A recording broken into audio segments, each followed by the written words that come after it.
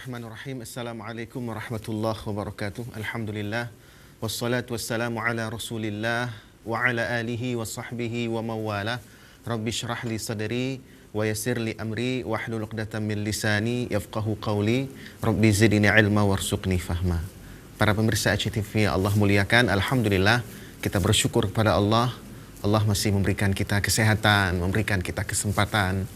Dan tentu nikmat yang paling besar yang wajib kita syukuri adalah nikmat kita dijadikannya sebagai seorang Muslim, yang Allah perintahkan agar nikmat ini terus kita jaga sampai kita meninggal sekalipun.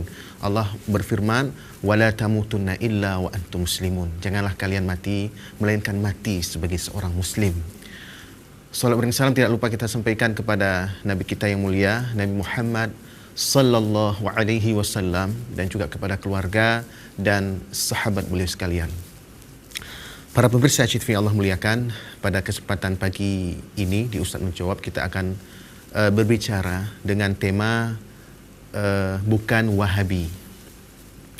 Tentu bagi para pemirsa ACTV sekalian tidak asing lagi dengan kata-kata Wahabi. Wahabi ini adalah istilah yang sangat populer di masyarakat. Dan tentu saja ada sebagian dari anggapan-anggapan di sebagian masyarakat terhadap Wahabi ini keliru. Maka dalam pertemuan ini kita coba sampaikan apa sebenarnya Wahabi dan apa ajarannya dan seterusnya. Baik, para pemirsa ACTV Allah muliakan, dalam hal ini kita boleh merujuk kepada apa yang disampaikan oleh salah seorang mufti Saudi yang terkenal, yaitu Samahatul Imam Abdul Aziz bin Abdullah bin Baz rahimahullah. Ya, dalam kitab beliau Fatawa Nurun 'ala Darb, ya. Ini disebutkan di sini al-juz'ul awal, juz yang pertama. Jadi apa itu sebenarnya Wahabi dan apakah ada beberapa anggapan di masyarakat itu bisa disebut sebagai Wahabi atau tidak? Misalnya kita contohkan berkaitan dengan orang-orang yang tidak mau berzikir ramai-ramai dan tidak mau juga berzikir secara jahar. Dia mau zikirnya sendiri-sendiri dan sir saja, perlahan saja. Nah, apakah orang-orang yang model pemahaman seperti ini, yang berzikir yang cara seperti ini disebut Wahabi atau tidak? Ya. Maka dalam kesempatan ini kita coba sampaikan apa itu sebenarnya Wahabi dan apa saja yang bukan Wahabi. Baik, para pemirsa ACTV Allah muliakan, dalam kitab ini di halaman 17, ya, Syekh Abdul Aziz bin Abdullah bin Baz rahimahullah menyebutkan berkaitan dengan biografi dari seorang ulama Hambali yang terkenal, yaitu Syekh Muhammad bin Abdul Wahhab, yang wafat pada tahun 1206. Ya. Beliau hidup pada abad abad ke-12 dan wafat pada awal abad ke-13.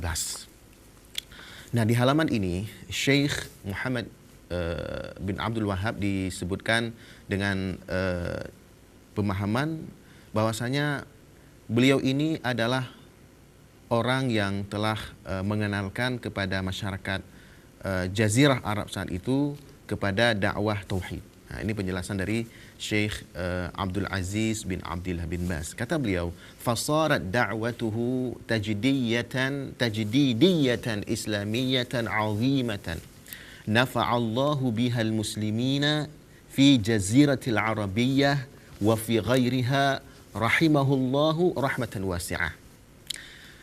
Kata beliau, kata Syekh Abdul Aziz bin Abdullah bin Baz, maka dakwahnya Syekh Muhammad bin Abdul Wahhab ini adalah dakwah tajdid Islam yang besar. Allah telah memberikan manfaat kepada kaum muslimin di jazirah Arab dan jazirah yang lain juga. Ya, wasara atba'uhu wa man da'a da'watuhu wa man da'a da'watahu wa nasha'a 'ala hadhihi ad-da'wah fi Najd yusamma bil Wahhabi.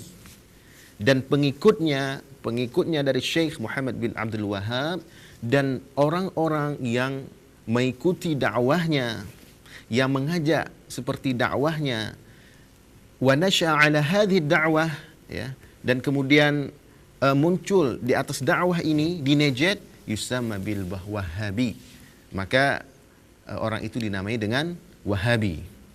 Wa kana hadha al-laqab alaman likulli man da'a ila tauhidillah wa naha 'anil syirki wa 'anil ta'alluqi bi ahli al-qubur wa ta'alluq bil ashjar wal ahjar wa amara bil ikhlas lillahi wahdahu wa summiya wahabiyan fahuwa laqabun syarifun 'azimun yadullu 'ala anna man luqiba bihi fahuwa min ahli tauhid ila akhirih, ya.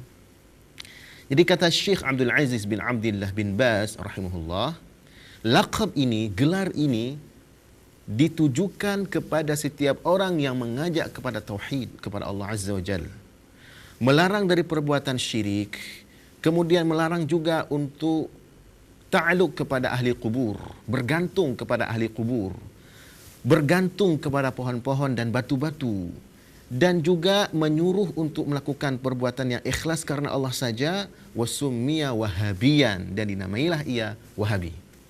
Fahuwa laqabun syarifun 'azim, dan gelaran ini adalah gelaran yang mulia dan agung.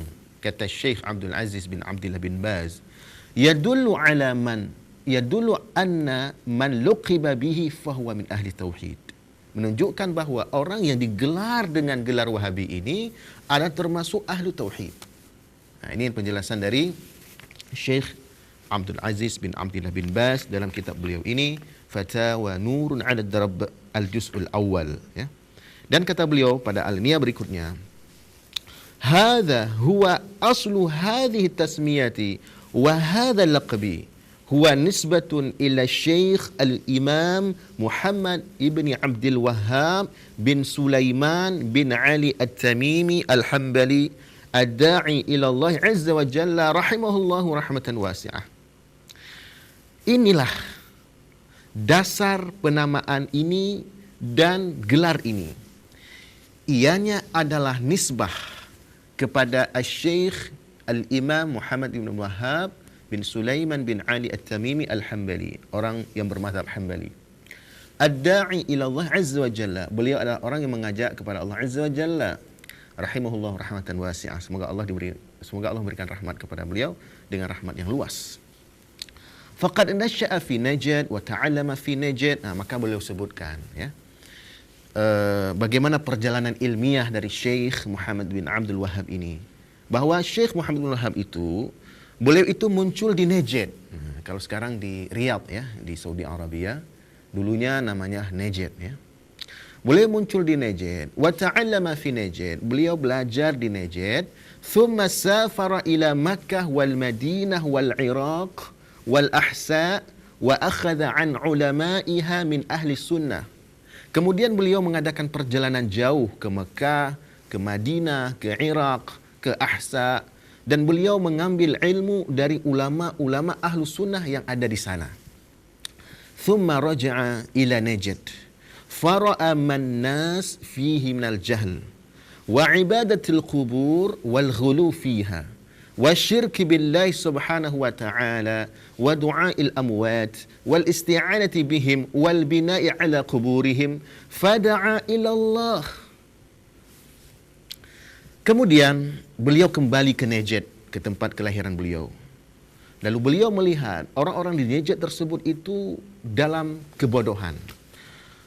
Ada yang menyembah kubur, kemudian berlebihan dalam masalah kubur, kemudian syirik kepada Allah Subhanahu wa taala, kemudian meminta doa kepada orang yang telah meninggal, kemudian wal isti'anah bihi, meminta tolong kepada mereka yang telah meninggal tersebut, wal bina ala kuburihim, dan membangun bangunan di atas kubur-kubur mereka.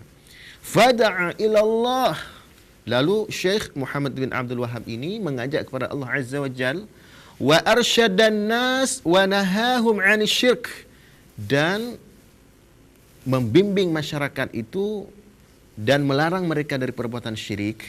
Wa bayyana lahum anna tauhid huwa haqqullah Azza wa Jalla 'ala 'ibadihi, dan beliau menjelaskan kepada masyarakat tersebut bahawa tauhid itulah hak Allah Azza wa Jalla kepada hambanya. Wa annahu alladhi da'an ilaihi rusulu alaihi wassalatu wassalam, dan bahwasanya yang didakwahkan oleh para rasul adalah dakwah kepada tauhid ini. Ini penjelasan dari Syekh Abdul Aziz bin Abdullah bin Baz berkaitan dengan Wahabi, ya. Jadi gelar ini ternyata gelar yang mulia, kata Syekh Abdul Aziz bin Abdullah bin Baz dalam kitab ini, Fatawa Nurun 'ala Darb. Ini diterbitkan oleh Muassasah Syekh Abdul Aziz bin Baz Al-Khairiyah. Baik, para pemirsa ACTV Allah muliakan. Maka setelah kita mengetahui ya, biografi dari Syekh Muhammad bin Abdul Wahab ini, dan Syekh Abdul Aziz bin Abdullah bin Baz juga menyebutkan beliau ini adalah ulama abad keberapa. Di halaman 16 beliau sebutkan di sini bahwa li'annahu da'a ila Allah azza wa jalla fi nisfi tsani min al-qarn ats-tsani 'ashar. Syekh Muhammad bin Abdul Wahab ini mengajak kepada Allah azza wa jalla pada setengah abad fi nisfi tsani, pada setengah yang kedua dari abad yang ke-12. Fi nisfi tsani min al-qarn ats-tsani 'ashar. Baik, para pemirsa ACTV Allah muliakan, kita akan lanjutkan setelah pesan-pesan berikut ini.